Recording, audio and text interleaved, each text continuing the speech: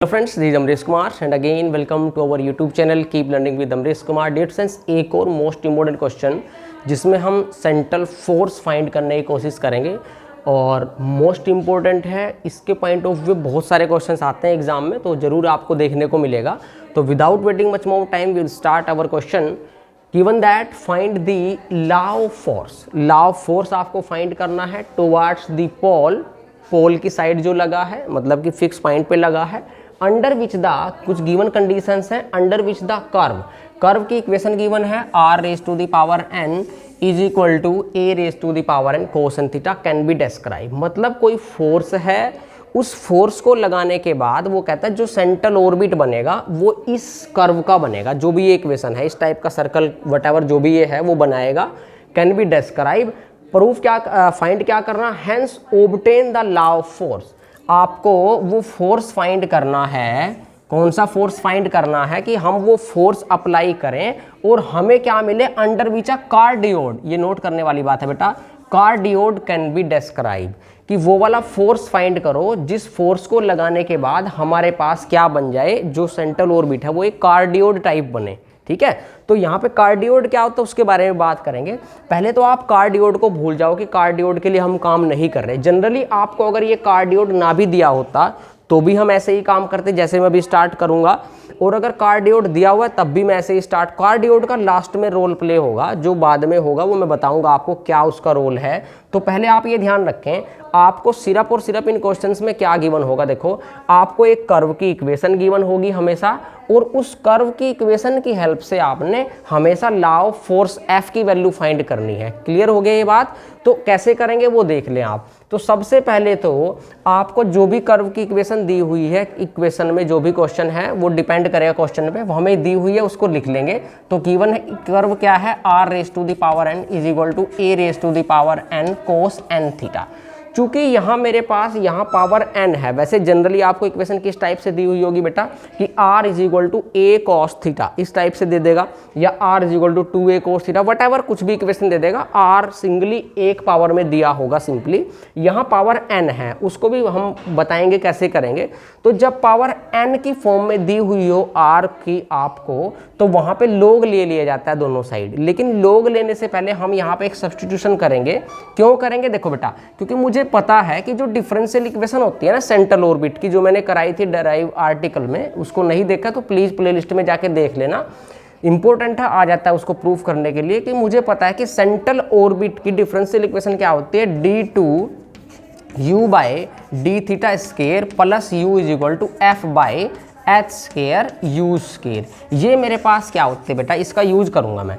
This is the differential equation of central orbit in polar form, इसका use करेंगे। देखो यहाँ पे आप u की जरूरत है यहाँ पे, तो मुझे इसको u में कन्वर्ट करना है सबसे पहले, तो जो भी इक्वेशन दी हुई होती है। और मुझे पता होता है कि r को मैं सब्स्टिट्यूट करता हूँ 1/u। ठीक है बेटा, तो जब r को 1/u पुट करेंगे तो ये इक्वेशन क्या बन जाएगी, देखो 1/u raise to the power n is equal to a raise to the power n cos n theta. Clear?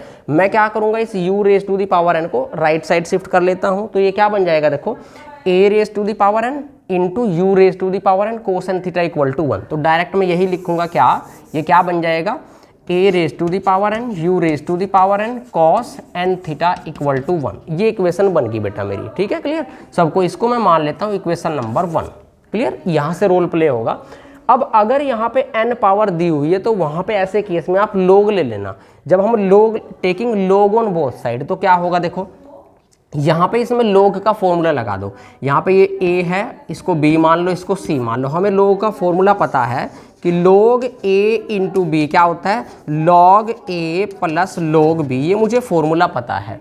तो ये क्या हो जाएगा, log a raise to the power n अलग, log u raise to the power n अलग, plus log मैंने 3 पे लगा दिया cos n थीटा, इस पे log अलग, और log 1 राइट साइड में log 1 मुझे पता है वो क्या होता है बेटा, 0। तो ये 0 हो जाएगा। थोड़ा सिंप्लीफाई करो, देखो ये क्या हो जाएगा, n log a, मुझे पता है a कांस्टेंट है, तो ये भी क्या हो जाएगा, 0 हो जाएगा। ये क्या हो जाएगा, n पावर बाहर आ जाएगी log की, तो ये n log u हो जाएगा, और plus log cos n theta equal to 0। ठीक है बेटा?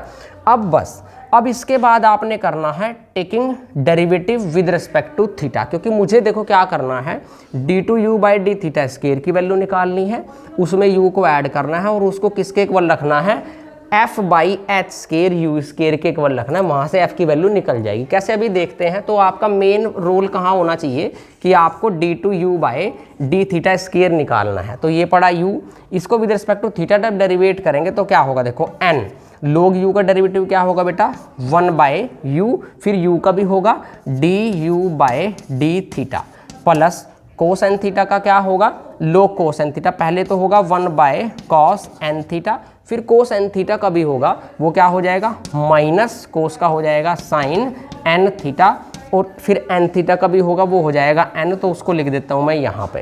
इसको थोड़ा सिंप्लीफाई कर लो बेटा अभी आप, ये क्या हो जाएगा देखो n/u, तो n/u और du/d प्लस ये क्या हो जाएगा, देखो ये माइनस है आपका, तो मैं इसको राइट साइड लेके जाता हूँ, राइट साइड चला जाएगा ये। अब ये होगा क्या, देखो sin n theta by cos n theta, ये बन गया टेंजेंट n थीटा और n साथ में, तो राइट साइड जाके पॉजिटिव लिख देता हूँ n टेंजेंट n थीटा, ये बन गया बेटा। ठीक है, अभी मैं क्या करूँगा, जो यहाँ पे आपका n/u है, यहाँ n से n कैंसिल हो जा रहा है आपका, और u भी, ये भी राइट साइड ले जाओ, तो क्या हो जाएगा du/d equal to u tangent n theta. तो मैं यहाँ पर लिख देता हूँ u और यहाँ से u को हटा देता हूँ, n आपका कैंसिल हो ही गया है, तो मेरे पास बच गया क्या कि बेटा du/d equal to u tangent n theta. अब मुझे फाइंड करना है d2u/d स्केयर, तो अगेन इसको क्या करना पड़ेगा, डेरिवेट करना पड़ेगा। डेरिवेट करो इसको मेरे बेटा, तो क्या हो जाएगा देखो d2u/d स्केयर, यहाँ पे फंक्शंस की प्रोडक्ट है, दो की प्रोडक्ट रूल लगेंगे, तो u as it is tangent n theta को डेरिवेट करोगे, क्या फॉर्मूला होता है tan n थीटा का, सेकेंड स्केयर n थीटा, अब तो हुआ tan n थीटा का डेरिवेटिव, फिर n थीटा का हो जाएगा n, तो मैं यहाँ पे n लिख देता हूँ बेटा, प्लस अब की बार tan n theta as it is, तो बेटा tangent n theta as it is, और u का डेरिवेटिव हो जाएगा du/d थीटा। क्लियर बेटा। अभी इसको करने से पहले मुझे निकालनी है वैल्यू d2u/d स्केयर की, निकल चुकी है, उसमें u को और ऐड कर देंगे, लेकिन उससे पहले आप देखो यहाँ पे du/d की क्या वैल्यू है, u टेंजेंट n थीटा, तो ये रहा du/d, तो du/d की यहाँ पे वैल्यू रख दो आप, तो इसको हटा के यहाँ पे क्या रख दूंगा मैं u tan n थीटा। तो जब u n tan थीटा लिखेंगे तो एक tan n थीटा ये है, तो क्या हो जाएगा tan स्केयर n थीटा, और यहाँ पे लिख देंगे इसके साथ में u। क्लियर बेटा, ये आ जाएगा। अब देखो, अब मैं क्या करूँगा, मैंने बताया अभी आपको, इसमें मुझे निकालनी थी d2u/d स्केयर प्लस u की वैल्यू, तो मैंने दोनों साइड u ऐड कर दिया, इजी हो जाएगा। तब दोनों साइड u ऐड करेंगे तो लेफ्ट साइड तो क्या हो जाएगी d2u/d स्केयर प्लस u, मैंने क्या किया add u on both side, तो यहाँ पे भी हो जाएगा प्लस u। अब थोड़ा इसको सिंप्लीफाई कर लो बेटा, जब सिंप्लीफाई करेंगे तो ये तो एज इट इज, तो इसके लिखते हैं ऐसे कि बेटा d2u/d square plus u, right side में देखो क्या चेंजेस हो गए, nu second square n theta as it is, तो nu second square n theta, और ये क्या हो जाएगा देखो, इन दोनों में क्या कॉमन है, इन दोनों में से मैंने u को कॉमन ले लिया, तो u तो आ गया कॉमन, बचा क्या, ये 1 बचा, 1 plus tangent square n theta, और तुम्हें सबको पता है कि 1 प्लस tan स्केयर थीटा क्या होता है, सेकेंड स्केयर n थीटा बेटा, तो ये क्या हो जाएगा देखो nu second square n theta, और प्लस ये भी क्या हो जाएगा u second square n theta. ठीक है बेटा, थोड़ा और सिंप्लीफाई करो। अब इसमें से क्या कॉमन है, second square n theta common ले लो, तो ये बन जाएगा क्या, second square n theta common आ जाएगा बेटा, और यहाँ से बचेगा nu, ये u भी कॉमन ले लो, तो u भी कॉमन और सेकेंड स्केयर n थीटा भी कॉमन, यहाँ से बचा बेटा n और यहाँ से बचा +1, तो मेरे पास ये आ गया n+1 into u second square n theta. Clear. अभी देखो मुझे क्या गिवन है, मुझे पता है we know the differential equation of central orbit in polar form is this, तो मुझे पता है कि d2u/d स्केयर प्लस u किसके इक्वल होता है, f/h स्केयर u स्केयर। इसका मतलब तो जो ये वाली चीज़ आई है, ये वाली किसके इक्वल आई है, f/h स्केयर u स्केयर। इसको मान लो इक्वेशन नंबर, आप कुछ भी मान लेना, स्टार मान लो, इसको आप मान लो डबल स्टार। ठीक है, तो आप देखो डबल स्टार की राइट साइड ये है और स्टार की राइट साइड वो है, तो इसका मतलब तो क्या होगा कि f बाय एच स्केयर और बेटा ये u स्केयर इक्वल टू किसके हो जाएगा, u और ये सेकेंड स्केयर n थीटा, या n+1 को पहले लिख लो तो n+1 और ये आपका second square n theta. Clear हो गया यहाँ तक।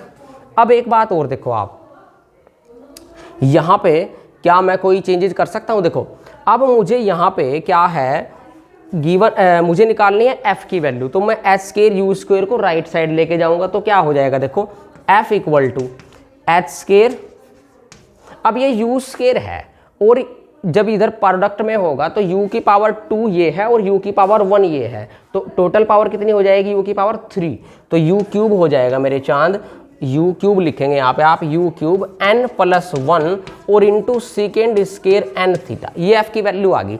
लेकिन मुझे यहाँ पे थीटा नहीं चाहिए, थीटा को मुझे हटाना है, ठीक है बेटा। f को प्योरली u की टर्म्स में निकालना होता है, मैं r की टर्म्स में, कि एक्चुअल में है क्या।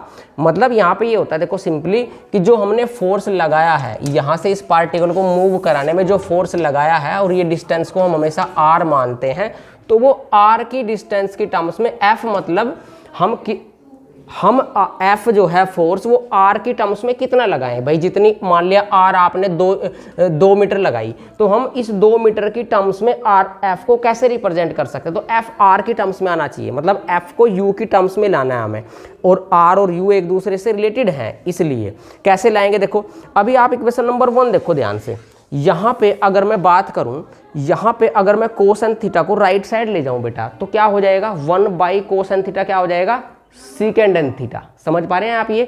तो मैं इसको हटा के यहाँ से क्या लिख देता हूँ, this is equal to second N theta. समझ पा रहे हो आप ये चीज़, सेकेंड एन थीटा आ गया। मुझे किसकी वैल्यू चाहिए बेटा, सेकेंड स्केयर एन थीटा। तो मैं यहाँ पे अगर दोनों साइड स्केयर कर दूँ तो देखो ये मैंने कर दिया सेकेंड स्केयर, तो स्केयर करेंगे तो यहाँ पे a की पावर 2n हो जाएगी और u की पावर भी 2n हो जाएगी। क्लियर समझ आया। ये वैल्यू यहाँ रख दो फटाक से, तो यहाँ इसकी जगह क्या लिखूंगा, a raise to the power 2n मेरे चांद और u raise to the power 2n। मुझे तो पता है u3 पहले से है, u2n तो ऐड होके पावर कितनी हो जाएगी 2n + 3 और ये u क्यूब यहाँ से हट जाएगा। ठीक है बेटा। तो मेरे पास क्या आ गया, f किसके इक्वल आ गया, f is equal to a raise to the power 2n n+1 into H square. ये तो सारा हो गया कोई कांस्टेंट, ठीक है बेटा। और ये आ गया u raise to the power 2n + 3। तो मुझे यहाँ से क्या पता लगा, f किसके प्रोपोर्शनल है, f is proportional to u raise to the power 2n + 3 के क्या है प्रोपोर्शनल। और चूंकि u और r एक दूसरे से इंटरलिंक्ड हैं इस रिलेशन से, तो मैं यहाँ पे लिख सकता हूँ, क्या लिख सकता हूं कि 1 by r raise to the power 2n + 3। तो वैसे तो जो जनरली क्वेश्चन होते हैं वहां पे सिर्फ आपको यही प्रूव करना होता है कि f किसके प्रोपोर्शनल है। तो f यहाँ पे किसके प्रोपोर्शनल आया है, 1 by r raise to the power 2n + 3 के। ठीक है बेटा। या ये कहें कि ये प्रोपोर्शनल है किसके, इसकी जगह ये भी लिख सकते थे हम कि u raise to the power 2n + 3, वो जो भी आपको अच्छा लगे वो लिख सकते हैं आप। ठीक है। लेकिन अब यहाँ पे और कुछ एक्स्ट्रा दिया हुआ इस क्वेश्चन में जो करके दिखाना है। वैसे तो क्वेश्चन यहीं पे खत्म हो जाता है, लेकिन इसमें कुछ एक्स्ट्रा है, इंपॉर्टेंट इसलिए है कि कह रहा है कि देखो कि hence obtain the law of force. भाई लॉ ऑफ फोर्स तो एफ ही है, वो निकाल दिया हमने। क्या कह रहा है, under which a cardioid can be describe. वो वाला लॉ ऑफ फोर्स निकाल लो जिसके अंडर उस फोर्स को हम लगाएं, इतना फोर्स लगाएं कि एक कार्डियोड बन जाए। समझ पा रहे हो। तो कार्डियोड मुझे पता है कि जो कार्डियोड होता है बेटा उसका ये इक्वेशन होता है, क्या होता है कि R equal to 1/2 A into 1 + cos of theta. ये कार्डियोड का इक्वेशन होता है बेटा, यहाँ पे आता है कोस थीटा। ठीक है। तो ये कार्डियोड बनेगा कब, अब देखो आप, मैं क्या करता हूं, मेरे पास जो ये वाली इक्वेशन है, ये वाली इक्वेशन देखो यहाँ पे, ये जो ये वाली इक्वेशन है, मैंने क्या किया थोड़ी देर के लिए, अगर मैं यहाँ पे n को 1/2 पुट कर दूं तो होगा क्या, देखना तुम अभी। तो मैंने क्या किया, इसको मैंने क्या मान लिया, ए इक्वेशन मान लिया। इस ए इक्वेशन में मैंने क्या पुट किया, पुट n इक्वल टू 1/2। तो ये क्या बन जाएगा, r raise to the power 1/2 is equal to a raise to the power 1/2 is equal to cos, ये क्या बन जाएगा, कॉस थीटा/2। ये बन गया। ठीक है। मतलब n की क्या वैल्यू पुट करें कि कार्डियोड बने। तो मैंने देखा कि n को अगर मैं 1/2 पुट करूं तो ऐसी इक्वेशन बन जाएगी, देखना भी आप कैसे बनेगी। उससे पहले आपको थोड़ा इसको सिंप्लीफाई करना पड़ेगा। अब 1/2 पावर है, यहाँ तो r पावर है, तो दोनों साइड स्क्वायर ले लो। दोनों साइड स्क्वायर करेंगे तो ये क्या बन जाएगा, r is equal to a cos square theta by 2। ये बन गया बेटा, यहाँ पे फोकस रखना भाई, साफ आना चाहिए, ठीक है। r is equal to a into cos square theta by 2। अब मुझे फॉर्मूला पता है बेटा कि cos ऑफ 2 थीटा का फॉर्मूला क्या होता है भाई, 2 cos स्क्वायर थीटा माइनस 1, यही होता है। अगर मैं यहाँ से थीटा को हटा दूँ तो यहाँ पे क्या आ जाता है, cos स्क्वायर थीटा बाई 2। तो देखो अब आप यहाँ पे ये जो cos स्क्वायर थीटा बाई 2 है, इसकी जगह मैं क्या लिख सकता हूँ, यहाँ से निकाल लो वैल्यू, तो cos theta plus 1, cos theta 1 को उधर ले गए और ये बन गया 2 cos स्क्वायर, तो 2 से क्या कर दो, डिवाइड कर दो।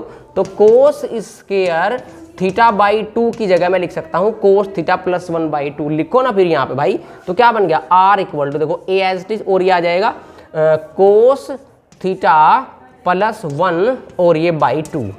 समझ पा रहे हो आप। तो मुझे क्या चाहिए था, r is equal to a/2 into 1 plus, वही आ गया, r is equal to a/2 into 1 plus cos. मतलब दिस इज द रिक्वायर्ड, मतलब क्या कि अगर मैं इसमें n को 1/2 रखता हूं तो मुझे कार्डियोड मिलता है। इसका मतलब जब n को 1/2 रखने पे कार्डियोड मिलता है तो इसका मतलब जो फोर्स आया है ये वाला, अगर मैं इसमें n को 1/2 रख दूं तो मुझे कार्डियोड वाला क्या मिल जाएगा, सेंट्रल फोर्स मिल जाएगा। तो इसमें n को 1/2 रखना है मेरे चांद। जब n को 1/2 रखेंगे तो f क्या आएगा, देखो f is proportional to 1/n को क्या रखना है 1/2, तो क्या होगा, देखो n को 1/2 रखा तो 2 इंटू 1/2, 2 से 2 कैंसिल, और 1 + 3 कितना बन गया, r की पावर 4। तो यहाँ से f किसके प्रोपोर्शनल आ गया, 1/r⁴। तो हमारा जब फोर्स सेंट्रल जो फोर्स है हमारा, अगर वो सेंटर से पोल तक की डिस्टेंस का अगर इनवर्सली प्रोपोर्शनल होगा किसके, 4th power of the distance, ठीक है, इनवर्सली, तो 1/r⁴ के जब प्रोपोर्शनल होगा f, तो हमारा क्या बनेगा, वो कार्डियोड बनेगा। यही आपको प्रूफ करना था। तो बेटा क्वेश्चन का प्रूफ कैसा लगा, आपको कोई डाउट है तो मुझे आप कमेंट कर सकते हैं, और ज़्यादा से ज़्यादा चैनल को शेयर करें, नए हैं तो सब्सक्राइब करें, ताकि बेटा सभी को इसका बेनिफिट मिल सके। इसके बाद और भी मोस्ट इंपोर्टेंट क्वेश्चंस हैं, इसमें डिस्कस करेंगे हम। तब तक के लिए जय हिंद, जय Bharat and thank you so much.